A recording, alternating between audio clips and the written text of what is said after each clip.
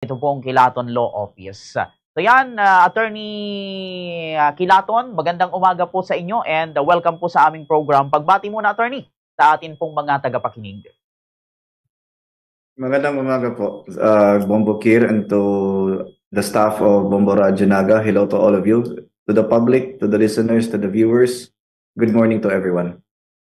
Alright. So ito, Attorney, pag-usapan po natin ngayon, yung about po sa political dynasty.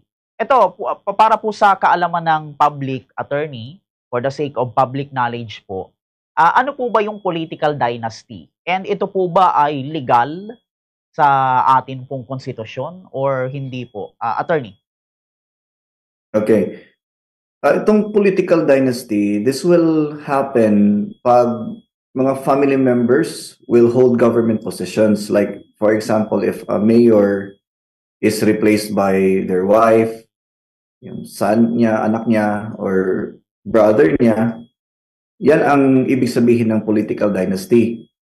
As to the legality, as of this moment, it is not considered illegal because the constitutional provision, may provision kasi dun sa constitution that limits political dynasties, but the Supreme Court said that it is not self-executing. Meaning to say, it is just a principle embodied in the constitution, but it will still need a law. Katulad ngayon, may bill. It's going to be enacted if ma-approve. So it will still need a law to be executed. Meaning to say, yung constitutional provision is not self-executing because it will still need another law to be passed and approved and enacted into a law in order for it to be prohibited. Even though the Constitution says it should be limited, once again, I will repeat, kailangan pa rin ng batas para maipatupad. We still need a law from Congress to make that happen. Alright. So ito, Attorney, may isinusulong po ngayon na bill sa bansa regarding dito sa political dynasty, yung tinatawag po natin na anti-political dynasty bill or law. Ano po yung thoughts niyo dito, Attorney? Possible po kayang ma-implement ito sa atin pong bansa, Attorney Kilaton?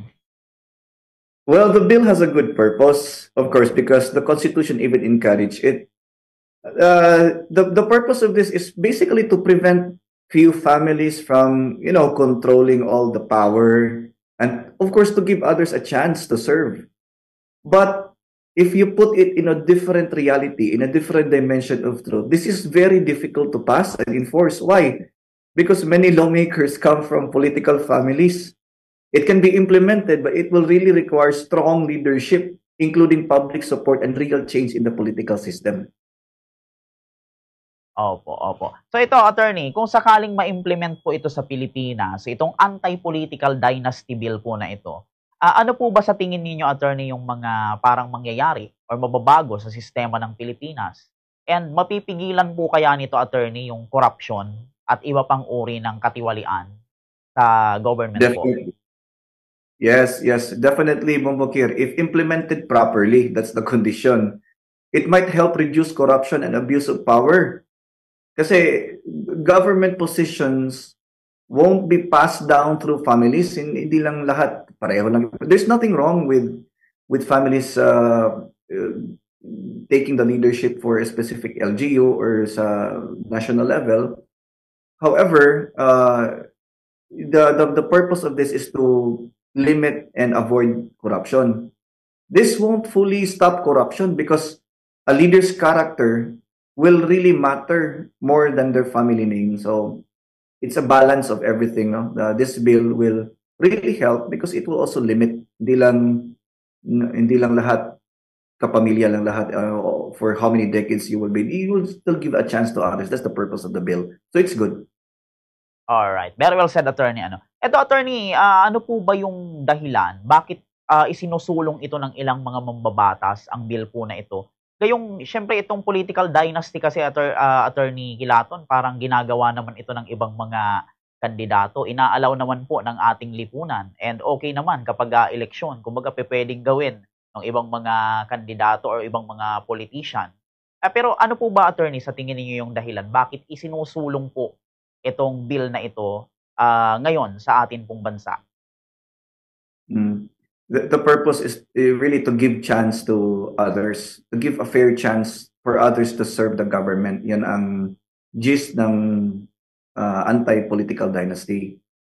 Itong political dynasties, ito kasi this is the reality. They often have power, itong mga pamilya na andyan na sa politics.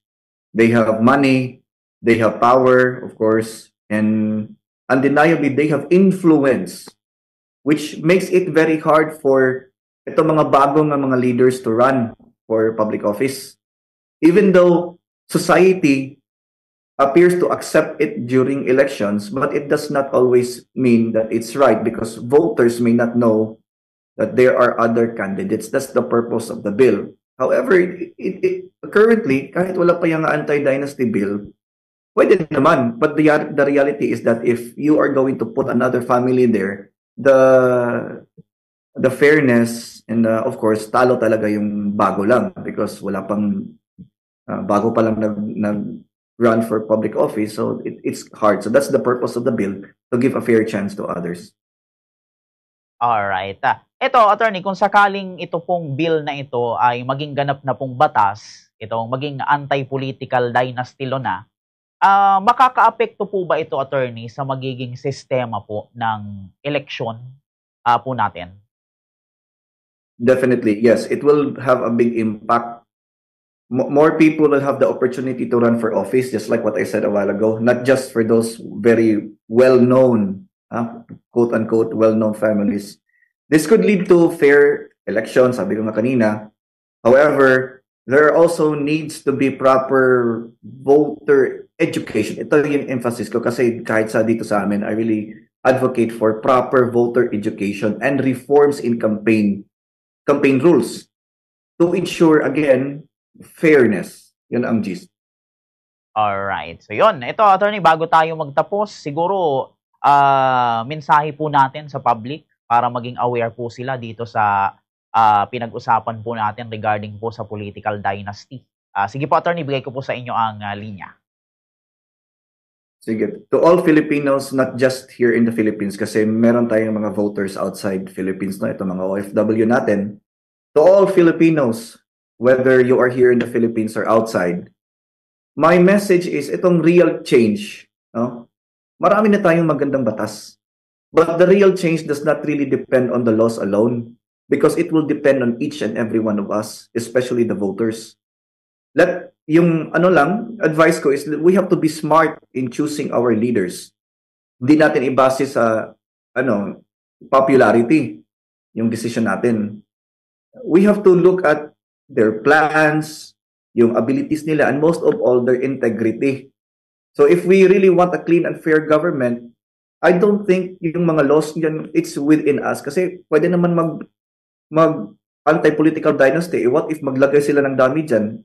Tao pa rin nila. So it doesn't really matter. What matters is deep within our hearts. Kasi if we really wanted to vote for a right leader, we will not be bought by any consideration. So the lesson there is we have to join together and work for it. Thank you.